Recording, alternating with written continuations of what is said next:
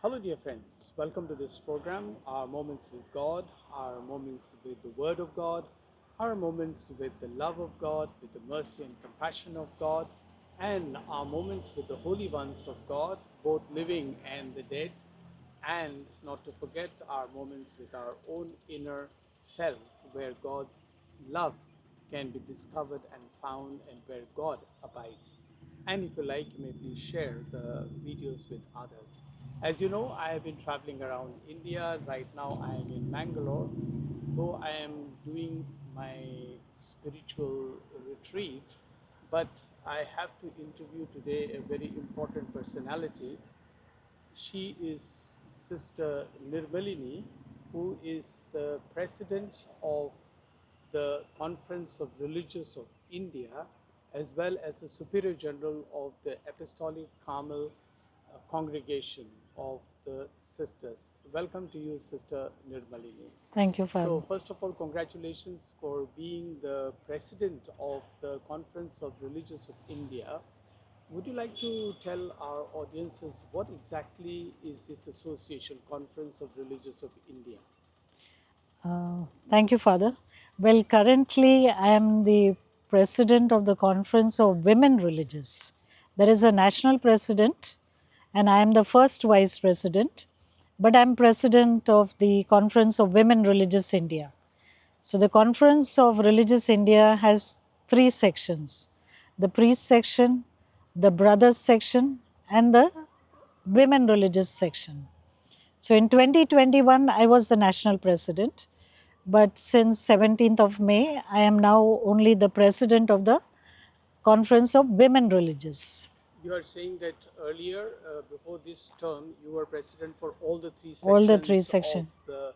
the priests, brothers, and women section, and now you are the president only of the women section. That's right. Yeah, so but this is a large conference. I am told that this is one of the largest conferences in the world. What is the number of religious in India? Yeah, that's right. It's the largest in the world. We are around 120,000 women religious only. 120,000 women 1,000, religious. yes. And what about the men's section? The men put together could be anywhere between 20 to 25,000. Okay, that's not very big number. Not very big number. But then, as the president of the women's section, which you are saying numbers around 120,000, you have a huge responsibility as the president. But before I come to that, can you please tell me what are the types of missions or projects or work that your sisters are involved with? Well, the conference per se used to come together for some meetings once or twice a year, but now the conference has taken altogether a different direction. It almost amounts to say that the sleeping giant has been awakened. So there is regular online, offline interaction on various aspects, ranging from spirituality to leadership to formation. And now we are holding many projects which are sponsored by Hilton.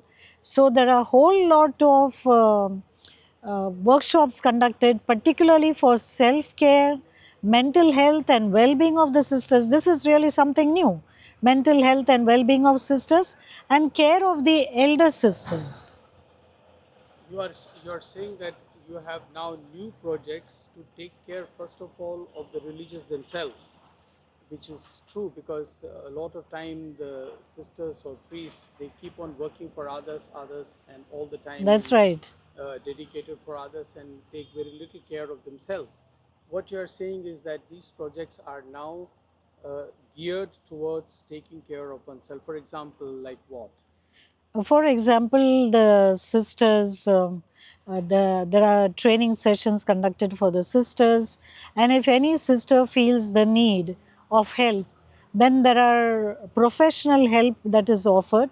Any sister can approach the professional counselors, psychiatrists, so that as you rightly said, the sisters always live their life for others and forget to care for themselves, and you end up getting burnt out.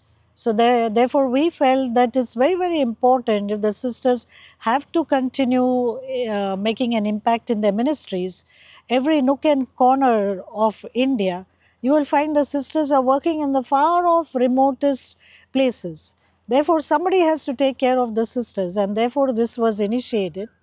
There are training programs in different parts of the country, and if anyone needs more help vis-a-vis medication or doctors or counseling, just counseling. So explain to me or to our audiences, is not each congregation supposed to take care of the needs of their sisters in these kinds of problems?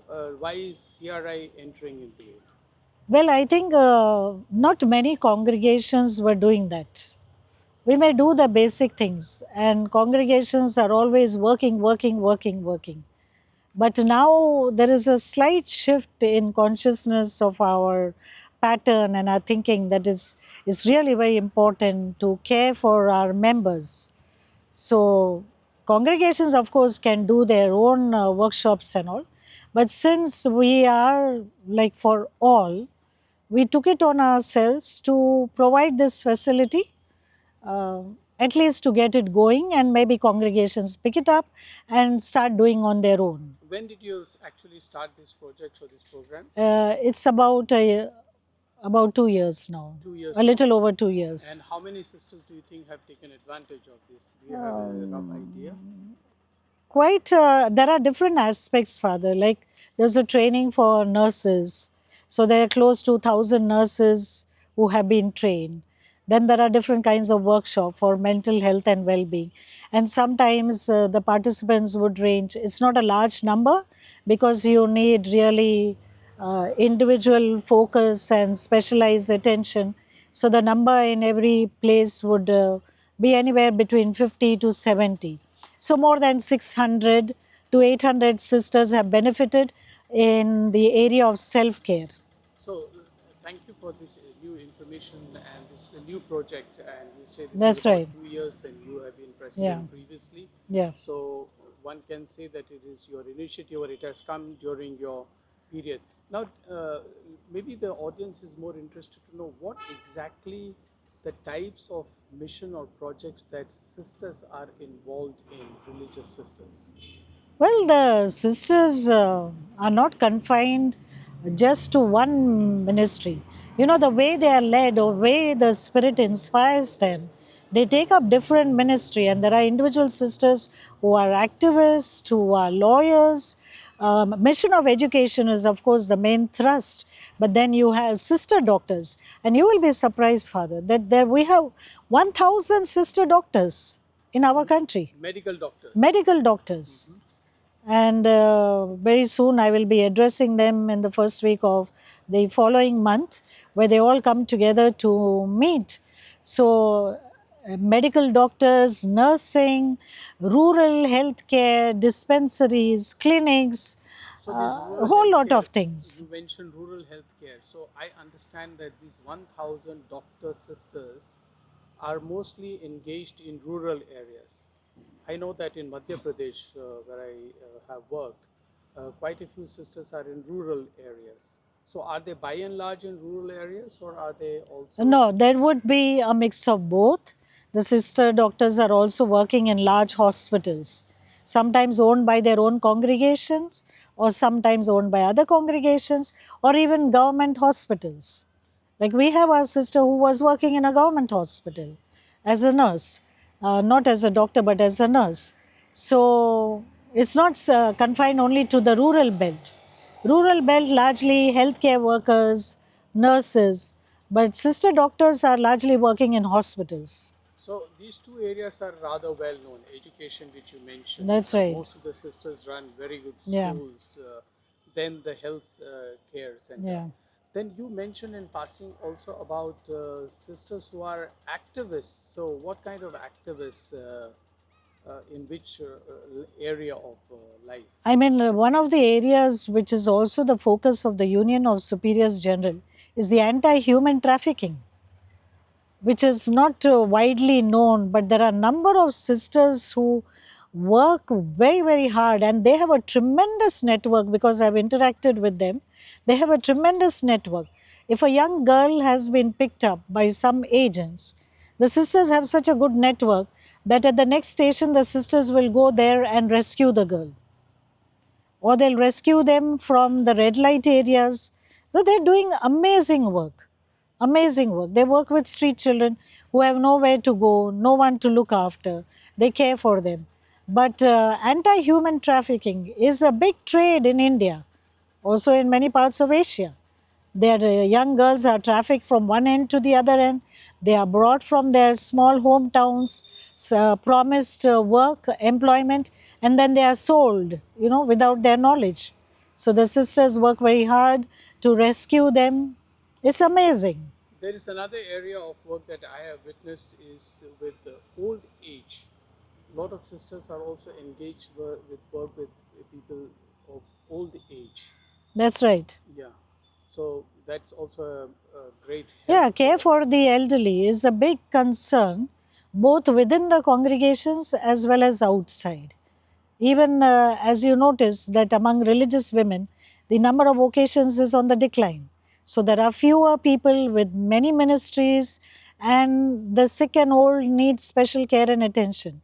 So congregations are also looking how to, you know, make a fund, or how to think that when the sister grows old, how do you accompany her in her old age when she's lonely, when she's sick, when she's dying?